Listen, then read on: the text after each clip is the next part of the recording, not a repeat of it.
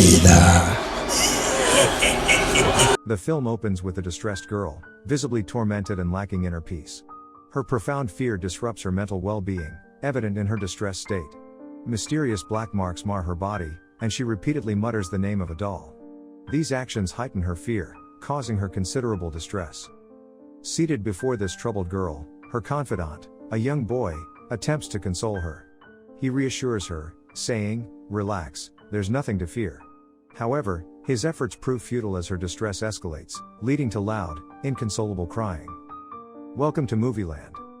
Appreciate our efforts by subscribing and turning on the notifications. It means a lot.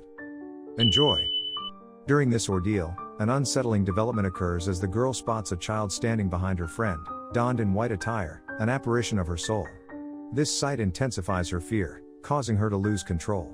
In response, she seizes a fork and inserts it into her throat, leading to profuse bleeding and her subsequent demise. Concurrently, a doll lies nearby, marking the transition to the next scene. Here, we encounter a family that has recently relocated to a new town. They attend a church festival, specifically the communion ceremony.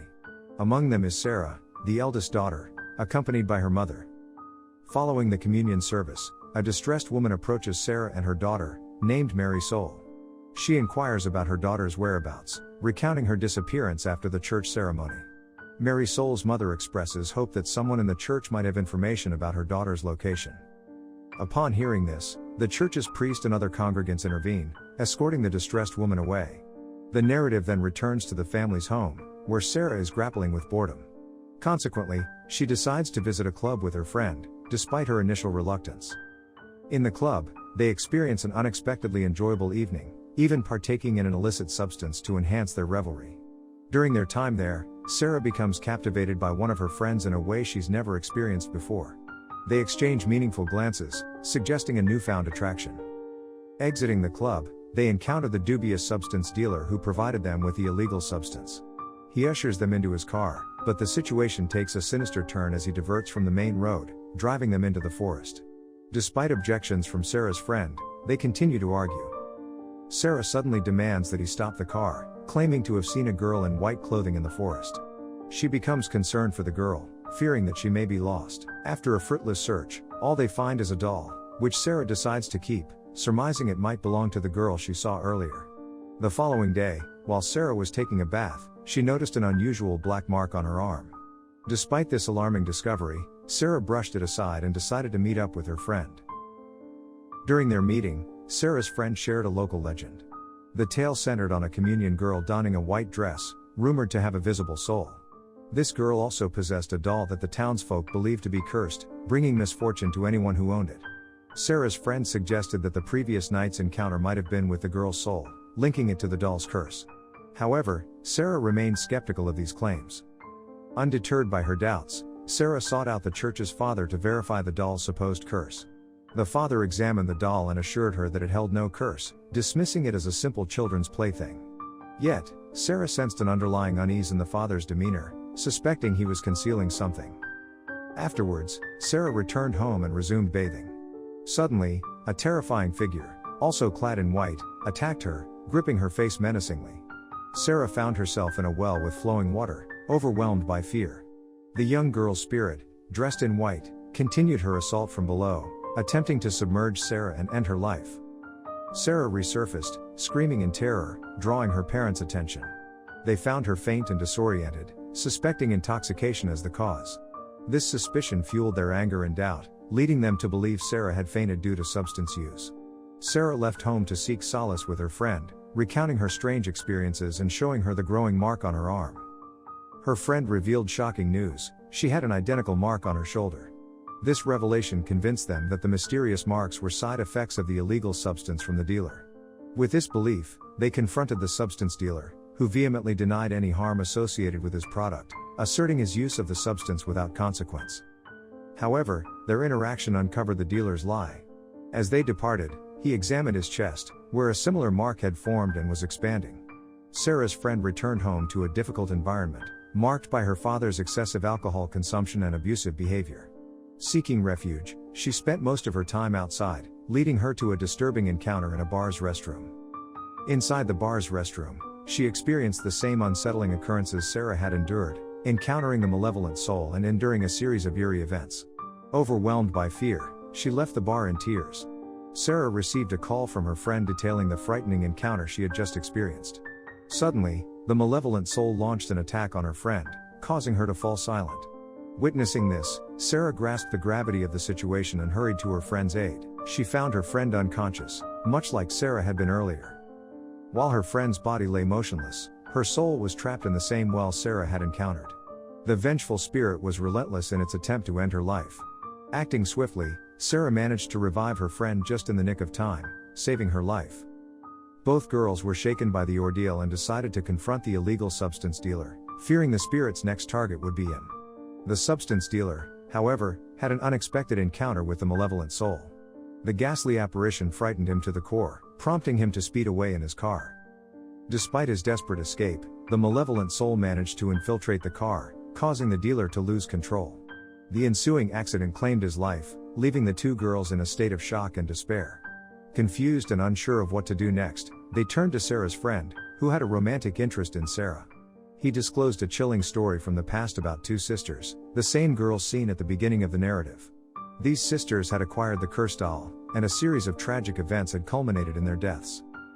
Realizing that the doll they possessed was the same one linked to these tragic events, the four of them were gripped by fear. Seeking answers, they sought out the church's father, only to discover he was absent. Instead, they stumbled upon a relic from 1998, an old communion rail. This artifact provided them with a haunting revelation. A girl named Mary Soul, who had held the same cursed doll, was part of the communion. It was evident that Mary Soul's soul was connected to the doll. Recalling the distraught mother who had searched for her daughter, Mary Soul, on the day of the communion, the group resolved to meet her. However, the malevolent soul attacked them once more, targeting Sarah's friend, the last remaining victim.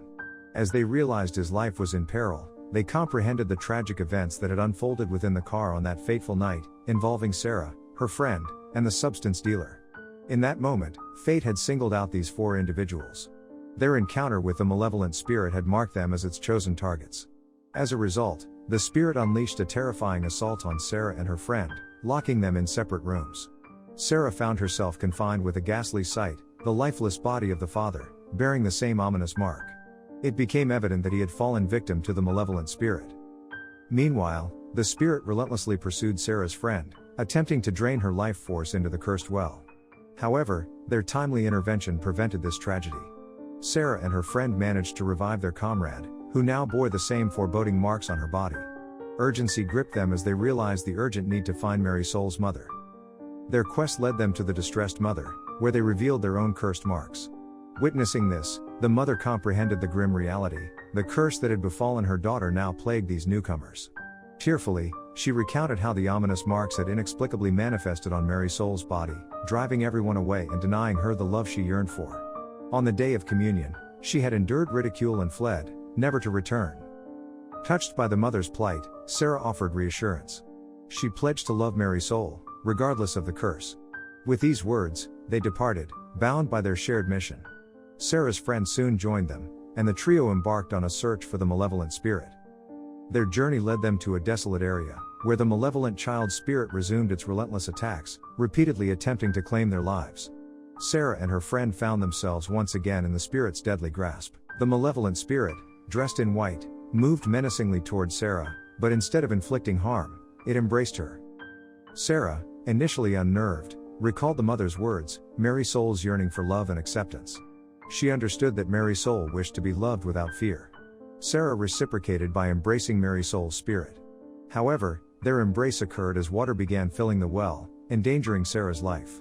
Despite the peril, she clung to Mary Soul, unwilling to let go. Inexplicably, the spirit released them both. Sarah emerged from the well with Mary Soul's skeletal remains in her hand. Their mission had seemingly succeeded. The trio left the scene, believing the ordeal was finally over. However, upon returning home, the inexplicable resumed. Lights flickered, the bed levitated, and a demonic presence emerged from the room's corner. This unearthly entity marked a chilling twist. It unveiled the dark history of the doll. Mary Soul had discovered it in the jungle while playing, triggering the cursed marks upon her. Inside the doll resided a malevolent demon, a sinister force responsible for cursing and claiming lives. The demon, akin to Satan, wreaked havoc through the cursed dolls. It marked its victims, cursed them, and ultimately extracted their souls, condemning them to a gruesome fate. Once touched by the doll, the malevolent force never relented. Now, Sarah's sister unwittingly held the doll, bearing the cursed mark. Sarah was left to ponder this perplexing turn of events. The child's soul had seemingly found peace through her embrace, yet the malevolent force persisted, promising an enduring curse until the doll's destruction. With this harrowing revelation, the chilling movie concluded, leaving a haunting imprint on the characters' lives. Hope you enjoyed it. Thanks for watching.